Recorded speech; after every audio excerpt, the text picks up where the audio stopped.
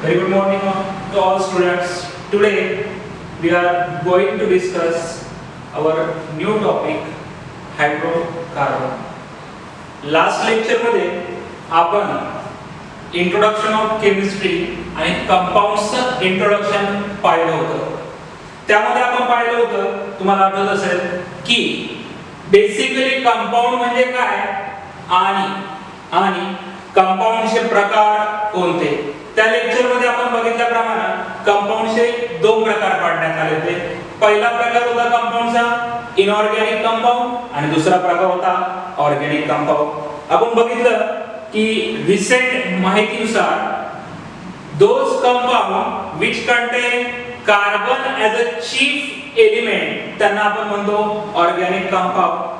जसं की methane CH4 किंवा आपला इथेन C2H6 किंवा बेन्झीन C6H6 ही काही त्यांची उदाहरणे आहेत की ज्यांच्यामध्ये कार्बन हा काय असतो रे चीफ एलिमेंट. कार्बन हा काय असतो चीफ एलिमेंट. आता या व्यतिरिक्त आपण इनऑर्गॅनिक कंपाऊंड बद्दल देखील पाहिलं होतं की ज्यांच्यामध्ये कार्बन हा चीफ एलिमेंट नसतो, जसे की H2SO4 किंवा HCl ही नावं. आता या ठिकाणी आपल्याला आज बेसिकली जे बघायचंय ते म्हणजे classification of hydrocarbon and what are hydrocarbons.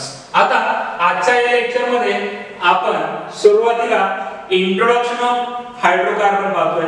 त्यानंतर आपण बघूया what are the different types of hydrocarbon based on their bonding. ठीक आहे, तर सुरुवात करूया हायड्रोकार्बन पासून. आपण जसं की बघितलं की कंपाऊंडचा एक प्रकार आहे ऑर्गॅनिक कंपाऊंड. आता आपण हायड्रोकार्बन म्हणजे an organic compound which contains carbon. बघा या ठिकाणी दोन गोष्टी आहेत, एक म्हणजे carbon and hydrogen. Carbon and hydrogen as a chief element or in their molecules are called hydrocarbons. In case of hydrocarbon basically फक्त आणि फक्त दोन एलिमेंट्स त्यांच्या मॉलिक्यूल मध्ये प्रेझेंट आहे, ते म्हणजे कार्बन आणि हायड्रोजन. उदाहरण द्यायचं झालं तर मिथेन CH4. बघा फक्त कोण आहे कार्बन आणि हायड्रोजन. अजून एक उदाहरण बेन्झीन C6H6 फक्त कोण आहे कार्बन आणि हायड्रोजन. परत एकदा मी रिवाइज करतो. an organic compound which contain only carbon and hydrogen in their molecules are called hydrocarbon. आता या ठिकाणी हायड्रोकार्बनला रिप्रेझेंट करताना आपण बघतो की CX आणि HY. या ठिकाणी X आणि Y म्हणजे कुठलाही नंबर असू शकतो, इंटिजर असू शकतो, ज्यामध्ये कार्बन आणि हायड्रोजन यांचं प्रोपोर्शन डिफरंट होईल, बट तो कंपल्सरी कुठलाही इंटिजर असला पाहिजे. यानंतर आपण तिसरी गोष्ट पाहणार आहोत की बेसिकली बोलायचं झाल्यास, समजून घ्यायचं झाल्यास ऑर्गॅनिक कंपाऊंड्सच्या मध्ये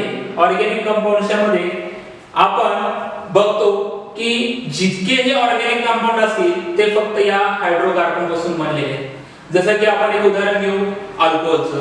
आता इथिल अल्कोहोल हे उदाहरण घेऊ. सर्वांना इथेन हा प्रकार माहिती आहे, C2H6. ठीक आहे. आता या इथेन मधला एक हायड्रोजन गेल्यानंतर म्हणजे C2H5 उरतं आणि त्या जागी येतो OH ग्रुप. या ठिकाणी वाटलंच तर इकडे काढूया आपण C2H5OH. बघा या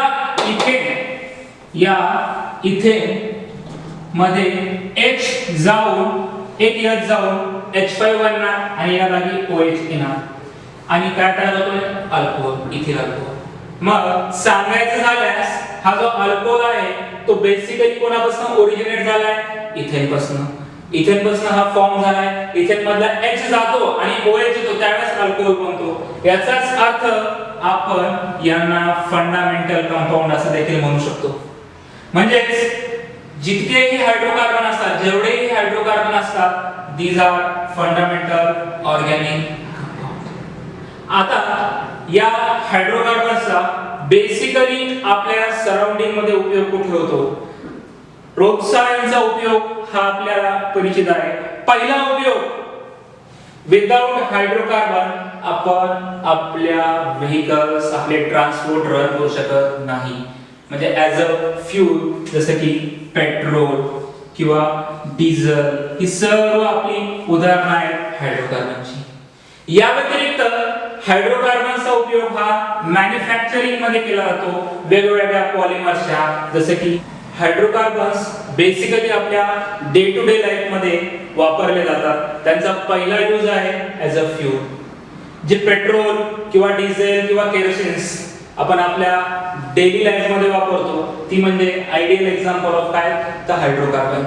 यानंतर दुसरं ऍप्लिकेशन महत्त्वाचं आहे मॅन्युफॅक्चरिंग मध्ये देखील, म्हणजे वेगवेगळ्या उत्पादनांमध्ये यांचा उपयोग केला जातो. बेसिकली सांगायचं झाल्यास पॉलिथिन, प्लास्टिक ही अशी काही उदाहरणं आहेत की ज्यामध्ये या हायड्रोकार्बन्सचा वापर करून आपण साधारणतः या पदार्थांची निर्मिती घडवून आणत असतो. मग या ठिकाणी आपण सुरुवातीला पाहिलं की हायड्रोकार्बन म्हणजे काय.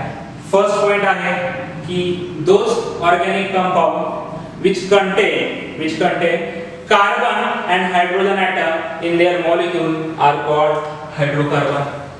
They are represented by CXHY. Third thing आपण पाहिली, these are fundamental organic compound. Fundamental म्हणण्याचं कारण आपण बघितलं की कुठल्याही हायड्रोकार्बन मधले ऍटम्स रिप्लेस होऊन न्यू ऍटम्स त्याच्या जागी येऊन न्यू कंपाऊंड फॉर्म होतात, म्हणून आपण त्यांना फंडामेंटल ऑर्गॅनिक कंपाऊंड असं म्हणतो. आणि लास्टला आपण पाहिले त्यांची ऍप्लिकेशन्स. ऍप्लिकेशन मध्ये आपण बेसिकली बघितलं की त्यांचं बेसिक ऍप्लिकेशन आहे फ्यूल म्हणून, जसं की पेट्रोल, डिझेल, केरोसिन, नॅफ्था एक्सेट्रा. या व्यतिरिक्त मॅन्युफॅक्चरिंग मध्ये पॉलिथिन, प्लास्टिक यासारख्या प्रोडक्टच्या मॅन्युफॅक्चरिंग मध्ये बेसिकली हायड्रोकार्बनचा उपयोग केला जातो. आता आपण हायड्रोकार्बनचं क्लासिफिकेशन आणि नेचर ऑफ कार्बन ॲटम या दोन गोष्टी पाहणार. जसं की आपण बघितलं होतं की क्लासिफिकेशन आपण पाहणार आहोत. आता क्लासिफिकेशन ऑफ हायड्रोकार्बन करताना कार्बन ॲटमचा रोल फार महत्त्वाचा ठरतो. कार्बन ॲटम जनरली 3 टाइप्सचे बॉन्ड फॉर्म करतात. फर्स्ट टाइप आहे ऑल बॉन्ड्स आर सिंगल, म्हणजे कार्बन ॲटम हा इतर कुठल्याही सर्व ॲटम्स वर जो बॉन्ड फॉर्म करतो तो सिंगल असणार. दुसरा टाइप आहे एक बॉन्ड डबल आणि दोन सिंगल. क्लिअरली आहे का? चारही बॉन्ड सिंगल. दुसरी कंडिशन आहे एक बॉन्ड डबल आणि दोन सिंगल. आणि तिसरी कंडिशन आहे एक बॉन्ड ट्रिपल आणि सिंगल. आता याच क्लासिफिकेशनच्या प्रॉपर्टीवरनं कार्बन ॲटमच्या आपण हे क्लासिफिकेशन केलंय 3 गटामध्ये. पहिला प्रकार आहे सॅच्युरेटेड हायड्रोकार्बन, दुसरा प्रकार आहे अनसॅच्युरेटेड हायड्रोकार्बन आणि तिसरा प्रकार आहे ॲरोमॅटिक हायड्रोकार्बन. तसं बघायला गेलं तर बेसिकली ओपन चेन आणि क्लोज चेन हे दोन प्रकार आहेत.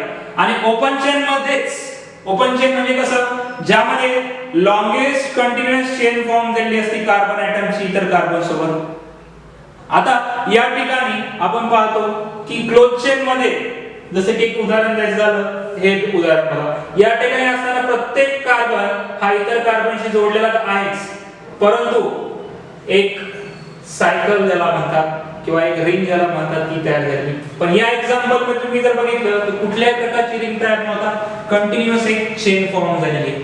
मग आता बेसिकली आपण पाहिले की 3 गट पाडण्यात आले, सॅच्युरेटेड, अनसॅच्युरेटेड आणि ॲरोमॅटिक. ॲरोमॅटिक या प्रकाराबद्दल डिटेल मध्ये आपल्याला पुढे पाहायचंय.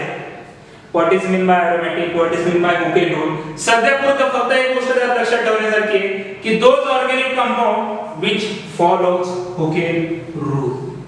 मग सर हुकेल रूल म्हणजे काय, नेमकं काय, तो कन्सेप्ट आपण लेटर ऑन पाहणार आहोत. तुर्तास आपल्याला फक्त सॅच्युरेटेड हायड्रोकार्बन आणि अनसॅच्युरेटेड हायड्रोकार्बन या गोष्टीबद्दल डिटेल मध्ये पाहायचंय.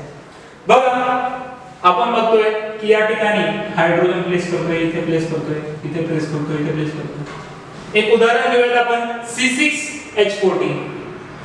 C6H14 मध्ये फक्त आणि फक्त कार्बनचे 6 ऍटम आणि हायड्रोजनचे 14 ऍटम तुम्हाला दिसतील.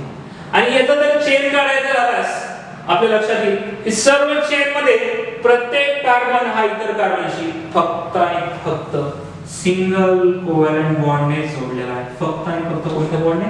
Single covalent. यानंतर आपण पाहतो की अनसॅच्युरेटेड हायड्रोकार्बन कोणाला म्हणायचं. आता या ठिकाणी बेसिकली ज्या वेळेस पण सर्व ऍटम्स हे सिंगल कोव्हॅलेंट बॉन्डने जोडलेले असतात त्या केस मध्ये त्या सिंगल कोव्हॅलेंट बॉन्डला सिग्मा बॉन्ड असे म्हणतात. सिग्मा बॉन्ड म्हणजे एक व्याख्या अशी देखील करता येईल की those hydrocarbon which are bonded with another carbon and hydrogen with sigma bond only.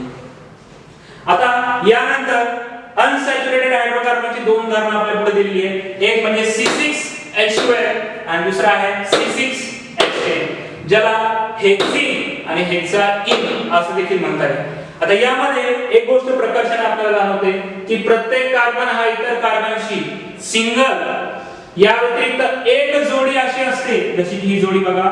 या ठिकाणी प्रत्येक कार्बन हा इतर कार्बनशी किंवा हा कार्बन या कार्बनशी म्हणजे हा C2 हा C3 शी सिंगल पेक्षा म्हणजे मल्टिपल बॉन्डने म्हणजे डबल बॉन्डने किंवा या एक्झाम्पल मध्ये हा C2 या C3 सोबत ट्रिपल बॉन्डने जोडला आहे. म्हणजे सांगायचं झाल्यास बोलायचं झाल्यास those hydrocarbon in which carbon atom is bonded with another carbon with double or triple bond त्यांना आपण म्हणतो अनसॅच्युरेटेड हायड्रोकार्बन. आता या ठिकाणी आपण पाहिले की या ठिकाणी जो डबल बॉन्ड असतो त्यामध्ये एक बॉन्ड हा कंपल्सरी सिग्मा आणि एक बॉन्ड हा पाय असतो. म्हणजे in case of double bond one sigma bond is exist and one pi bond is exist. आणि ट्रिपल बॉन्डच्या केस मध्ये म्हणजे अल्काइनच्या केस मध्ये एक बॉन्ड हा सिग्मा आणि इतर दोन बॉन्ड हे पाय असतात. म्हणजे सांगायचं झाल्यास अनसॅच्युरेटेड हायड्रोकार्बन म्हणजे असे हायड्रोकार्बन जे इतर कार्बनशी सिग्मा आणि पाय या दोन्ही बॉन्डनी जोडलेले असतात त्यांना आपण म्हणतो अनसॅच्युरेटेड हायड्रोकार्बन. तर तुमच्या लक्षात आलं असेल की क्लासिफिकेशन ऑफ हायड्रोकार्बन जनरली आपण पाहतो की 2 ते 3 प्रकारचे आपण पाहिले. पहिला प्रकार आपण बघितला सॅच्युरेटेड हायड्रोकार्बन, दुसरा अनसॅच्युरेटेड हायड्रोकार्बन आणि तिसरा ज्याला आपण डिटेल मध्ये नंतर डिस्कस करणार आहे फक्त एक रेफरन्स आपण त्याचा घेतला आहे एरोमॅटिक हायड्रोकार्बन. बघा सॅच्युरेटेड हायड्रोकार्बन कोणाला म्हणायचं? अन हायड्रोकार्बन इन विच किंवा the hydrocarbon in which each carbon is bonded with another carbon through single covalent bond or sigma bond. The hydrocarbon in which carbon atom is bonded with another carbon atom with a multiple that is triple or double bond or as well as with a sigma and pi bond are called unsaturated hydrocarbons. आणि त्यांची उदाहरणे देखील आपण पाहिलेली आहेत. म्हणजे सांगायचं झाल्यास आपण बघतो की जनरली जे सॅच्युरेटेड हायड्रोकार्बन आहे त्यांच्यामध्ये फक्त आणि फक्त सिग्मा बॉन्ड एक्झिस्टन्स मध्ये राहील. जे अनसॅच्युरेटेड आहे त्यांच्यामध्ये सिग्मा ॲज वेल ॲज पाय, त्याचप्रमाणे एरोमॅटिक मध्ये देखील सिग्मा ॲज वेल ॲज पाय बॉन्ड एक्झिस्ट करतात. तर हे होतं आपलं क्लासिफिकेशन ऑफ हायड्रोकार्बन. आता याच्याशी रिलेटेड जी काही डिटेल एक्झाम्पल्स किंवा जे काही उदाहरण आहे तुमचे काही डाऊट्स असतील ते नेक्स्ट सेशन मध्ये आपण क्लिअर करण्याचा प्रयत्न